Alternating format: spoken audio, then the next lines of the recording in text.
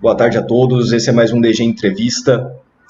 Vou conversar hoje com o professor Norberto Salomão, professor de Geopolítica.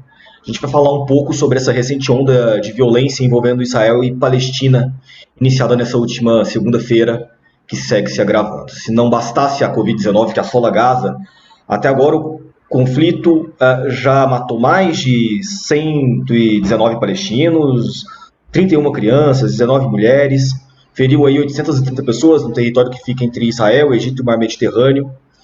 Os ataques aéreos israelenses atingiram já apartamentos, explodiram carros, derrubaram edifícios. A crise ali não parece ter fim. Professor Norberto, eu agradeço muito o convite para falar conosco aqui no Diário de Goiás. E o que a Palestina e Israel estão vivendo atualmente pode-se dizer que é apenas um recorte ou continuidade de uma história que já é uma quantidade de um episódio, de uma história que não começa agora, não começa nessa última segunda-feira, já vem de muito tempo, né? Sim, é verdade. Bom, primeiro, agradecer pelo convite, estou muito honrado de estar falando com vocês aí. E sim, realmente, esse é um episódio que parece, inclusive, interminável, né? Porque se a gente for remeter mesmo historicamente, muita gente pode pensar, olha, árabes e judeus sempre entraram em conflito, sempre se digladiaram. Não é bem assim. Ocorre que os judeus, é sempre importante a gente ter isso em mente, os judeus, ou hebreus, ou israelenses, eu posso usar qualquer um desses termos, pode haver alguma diferença do ponto de vista histórico em algum momento, mas, de uma forma geral, os próprios judeus, eles se tratam assim, quer dizer, quando eles querem fazer uma remissão histórica, eles preferem usar o termo hebreu, como, por exemplo, em Sociedade Hebraica, por exemplo, né? Clube da Hebraica. Então, aí já remete a um elemento mais histórico. Quando eles querem se referir ao povo, eles preferem falar povo judeu. E quando eles querem se referir a uma questão de Estado, eles preferem usar o termo Israel. Né? Mas estamos falando aí de um mesmo povo que lá atrás, lá no século I depois de Cristo, no ano 70, eles estavam sob o domínio dos romanos, e os romanos eram politeístas e eles monoteístas. Isso era uma afronta ao Estado romano. Então ocorreram perseguições aos judeus, inclusive culminando no ano 70 depois de Cristo, por ordem do imperador romano Tito, na destruição do Templo de Jerusalém. Quer dizer, a segunda destruição do templo, e o que resta desse templo hoje é lá o Muro das Lamentações, que é um lugar sagrado em Jerusalém para os judeus. Né? E aí os judeus, como viam que não tinham possibilidade militar de enfrentar os romanos, suas lideranças ao pé do Monte Sião fizeram um juramento. Eles iriam dispersar pelo mundo com a promessa de que manteriam suas tradições, seus valores, e de que um dia eles retornariam para a sua terra prometida.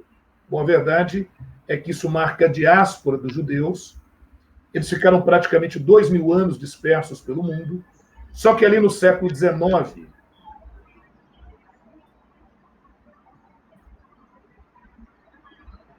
Professor? Professor? começou uma onda de nacionalismos extremados na Europa, pan-germanismo, enfim. Mas, em meio a esses nacionalismos extremados, os intelectuais judeus europeus do século XIX, que seria judeu europeu, são elementos que nasceram na Europa, são de origem judaica, e não na Áustria, na Alemanha, eles começaram a desenvolver um nacionalismo extremado judeu, ou judaico, chamado sionismo. E por que sionismo? Porque vai remeter àquela promessa feita pelos judeus ao pé do Monte Sião. E o sionismo vai propor que os judeus espalhados pelo mundo deveriam se reunir e retornar para a sua terra prometida, que é a região ali de Canaã, da Palestina. Só que aí tem uma outra questão, se me permitir. No século VII, Maomé, ou Mohammed, ou Mehmet, criou o islamismo lá na Arábia, século VII, 622 depois de Cristo. É o ano 1 para o calendário religioso muçulmano. eu posso falar islâmico ou muçulmano. E quando Maomé criou o islamismo ele é uma mescla de elementos do cristianismo persa e dos elementos da tradição árabe. Então, é essa mistura para dar origem ao islamismo. E o profeta Muhammad, ele cria um conceito que é a jihad. Muitos traduzem jihad como guerra santa, mas jihad, ao pé da letra, significa esforço em nome de Deus. Todo esforço em nome de Deus, que é Allah para os islâmicos, que é Jeová para o judeu e para o cristão, é o mesmo Deus. O que muda é a pronúncia e a interpretação, as interpretações. A jihad é todo esforço em nome de Deus é sagrado, inclusive a guerra, se esta for necessária. Pois bem, quando Maomé morreu, os islâmicos acreditam que o espírito de Maomé viajou até Jerusalém. O corpo de Maomé está enterrado em Meca. Sobre o túmulo de Maomé construiu-se uma mesquita, que é como é chamado o templo muçulmano. É a mesquita da cúpula azul, a abóbada dela é azul. Mas os islâmicos acreditam que o espírito do profeta Maomé viajou até Jerusalém, onde se encontrou com o espírito de Abraão e de Ismael, que são patriarcas do judaísmo, do cristianismo e também do islamismo, Abraão. E ali o espírito de Abraão e de Ismael conduziu o espírito de Maomé para o paraíso. Portanto, Jerusalém, que é a terceira cidade sagrada para o islamismo, Jerusalém é um portal para o paraíso. E ali onde os islâmicos acreditam que o espírito de Maomé transcendeu para o paraíso, ali o califa Omar, na Idade Média, construiu uma mesquita. É a mesquita de Omar, ou a mesquita de Al-Aqsa, ou a mesquita do Domo Dourado, que está ali coladinho, muito próximo ao Muro das Lamentações. Há também uma outra questão importante a se colocar. Jesus foi julgado, condenado, executado e sepultado em Jerusalém. E no local em que se acredita que Jesus foi sepultado e ressuscitou ao terceiro dia, construiu-se também na Idade Média, em Jerusalém, a Igreja do Santo Sepulcro. Veja você, então, Jerusalém é uma cidade sagrada para as três religiões monoteístas, para o islamismo, para o judaísmo e para o cristianismo. Ainda lembrando que o cristianismo e o islamismo derivaram do judaísmo. O judaísmo é a religião matriz. E vamos acrescentar mais um tempero. Eu sei que eu estou me alongando um pouquinho, mas essa base é fundamental para que todo o resto da nossa discussão possa fluir com maior tranquilidade. Você tem todo o espaço do mundo aqui, professor, para explicação. No início do século XX ocorreu a Primeira Guerra Mundial, os elementos que vão levar à Primeira Guerra Mundial. Só que antes mesmo da Primeira Guerra Mundial, o Império Turco-Otomano, que é um império que durou do século XII até a Primeira Guerra Mundial, veja bem o tamanho desse império, pegou ali grande parte do Oriente Médio, o Egito e a região da Península Balcânica, onde hoje estão Sérvia, Montenegro, Kosovo, Bósnia, Eslovênia, Croácia, né? Toda essa parte baixa da Europa ali que foi... Toda essa área, até a Grécia foi domínio do Império Turco-Otomano. E aí é lógico que eu tenho que fazer uma paradinha, um pit stop para falar dessa questão. A religião islâmica, ela surgiu entre os árabes. Maomé era árabe de Meca, surgiu ali. Mas é sempre bom lembrar que nem todo árabe é islâmico e nem todo islâmico é árabe. Como assim? Veja, a religião islâmica surgiu entre os árabes, portanto, a maior parte dos árabes é islâmico. Mas vocês podem observar por essa aparência que vocês estão vendo aí na tela, que eu sou descendente de árabes, eu sou descendente por parte de pai de sírio-libaneses. De maneira que os meus avós não eram islâmicos. Meus avós paternos eram da minoria cristã nessa região. Então, nem todo árabe é islâmico. E é bom lembrar que árabe é a etnia, é a origem de um povo. Seria como dizer que nem todo brasileiro é católico. Perfeito, você foi no ponto maravilhoso, Domingos. É isso mesmo, né? Nesse ponto aí mesmo. E nem todo o islâmico é árabe, porque você tem outros povos que não são árabes e aderiram ao islamismo. Me dá um exemplo, professor. Eu vou dar dois muito emblemáticos. Os turcos. Os turcos não são árabes, mas aderiram ao islamismo. E não só isso. Primeiramente, formou-se o Império Árabe. Mas como os árabes brigam muito entre si, até porque o árabe, apesar de uma mesma etnia, você tem grupos diversos e até divisões dentro do próprio islamismo, por volta do século XII, o Império Árabe se enfraqueceu. E os turcos se aproveitaram para dominar o Império Árabe. E aí passa a ser o domínio turco, o famoso domínio turco-otomano. E todo árabe que saía daquela região ao longo desse domínio turco, no seu passaporte, vinha lá a origem, aí colocava Império Turco. Então foi muito comum chamar o árabe de turco, que obviamente os árabes tradicionais odeiam. Primeiro, porque eles não são turcos, o turco não é árabe. Segundo, porque os árabes ficaram 7 séculos sob o domínio dos turcos na região. Então acho que aí nesse pit stop deu para a gente entender um pouquinho desse aspecto. Pois é, e aí eu estava dizendo que no início do século XX, você tem um Império Turco-Otomano já decadente, e ele precisava de contingente para suas lutas. Então, todos os povos que estavam sob a esfera do domínio turco serão convocados para a guerra. E um desses povos serão os armênios. E os armênios não são islâmicos, eles são cristãos, ou cristãos católicos ou cristãos ortodoxos. E eles se recusavam a embarcar numa luta do Império Turco. Então, eles vão ser massacrados. Desde 1906 vai haver um massacre. Que houve um massacre, não há dúvida. Os turcos dizem que isso é comum numa guerra civil. O que o governo turco até hoje, do Recep Tayyip Erdogan, que é o governante da Turquia, se recusa a admitir, é que tem ocorrido um genocídio. Porque o genocídio é uma ação deliberada de exterminar uma etnia.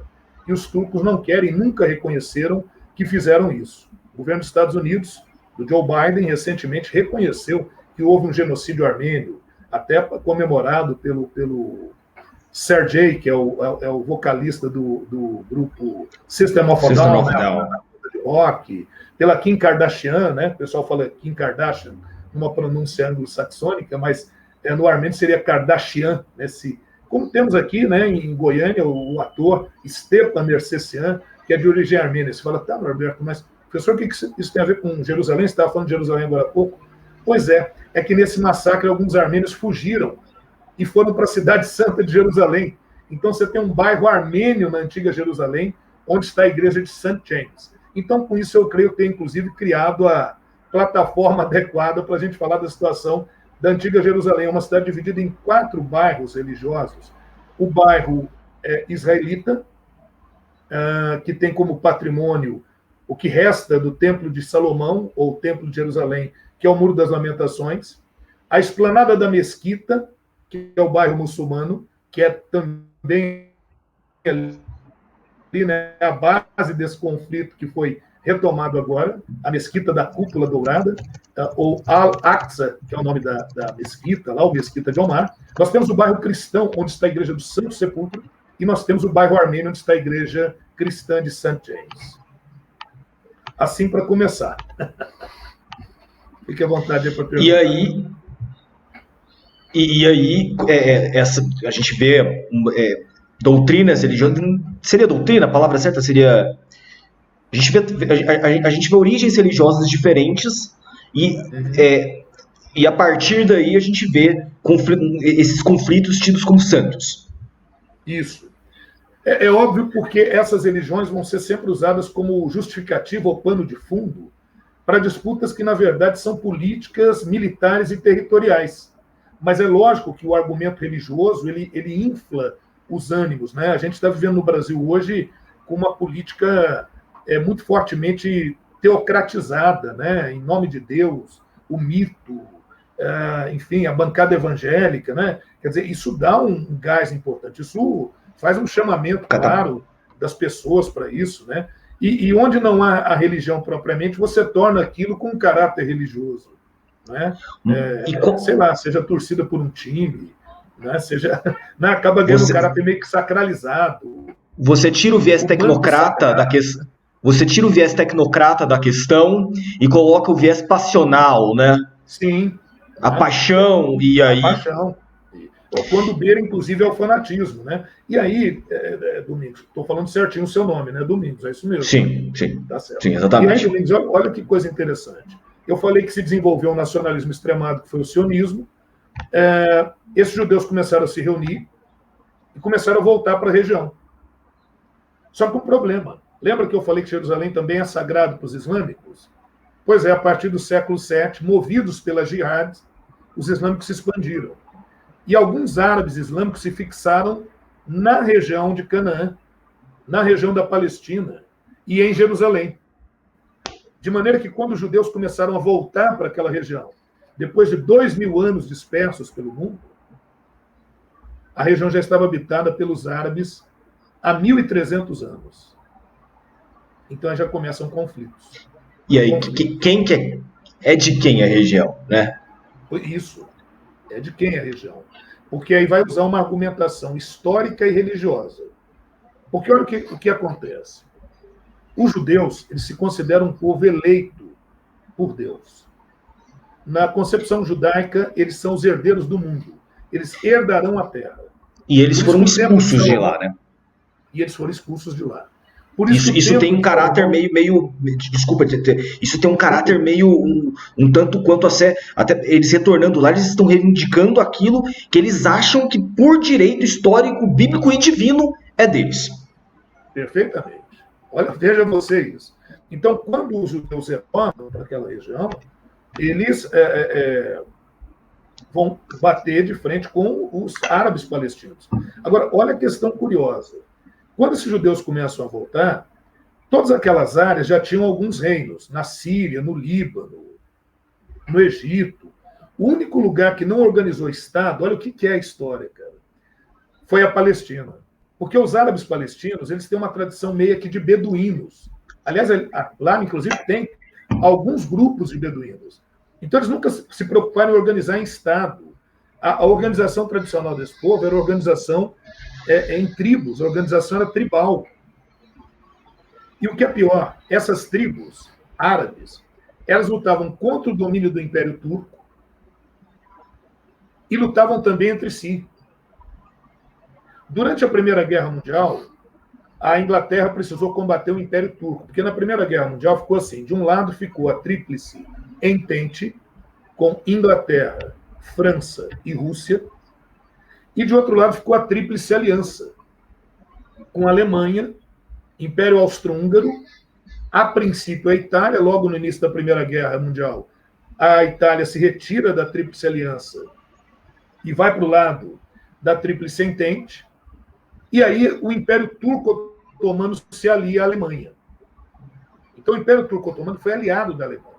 E nós sabemos que a Alemanha foi derrotada na Primeira Guerra Mundial, juntamente com seus aliados. E todos eles tiveram que assinar acordos que desmembraram os seus impérios. O Império Turco foi desmembrado em 1921 pelo Tratado de Sèvres. Desmembrou-se o Império Turco. E aí o mundo árabe pensou que teria ficado livre. Não ficou.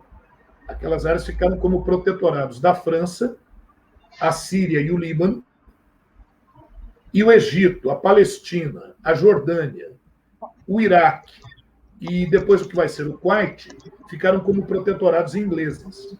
Por isso que a Inglaterra tem forte influência na volta desses judeus para a região da Palestina. Eles fizeram um acordo chamado Declaração Balfour, em 1917. A Inglaterra precisou de recursos econômicos e tomou emprestado dinheiro com banqueiros judeus europeus, que eram membros do movimento sionista. Então, além dos juros que eles vão pagar pelo empréstimo, os ingleses se comprometeram a apoiar a volta dos judeus para a Palestina, porque aquela área era um protetorado britânico. Então, os judeus começaram a voltar. E com base nas armas e com apoio inglês, eles foram ocupando áreas dos palestinos. E aí, voltando àquela questão da justificativa histórica, quando os judeus voltaram, falaram, dá licença que isso aqui é meu. Óbvio que o palestino... Eles estavam em vários lugares da Europa, então. Eles estavam em vários lugares da Europa. Estavam espalhados pela Europa. Não, para você ter uma ideia, tem judeu negro. Judeus que nessa diáspora foram para a Etiópia. Então, quando eles voltaram, provavelmente o árabe, vou fazer uma brincadeirinha aqui, falou, olha, saiu ao vento, perdeu o assento. E o judeu deve ter falado negativo. Não é assim, não. Nós somos descendentes de Abraão, através de seu filho Isaac. Ismael. Isaac, os judeus vão falar. seu filho Isaac, e nós temos direito a essa terra é prometida para nós, disseram os judeus. Aí os árabes vão lembrar o seguinte, peraí,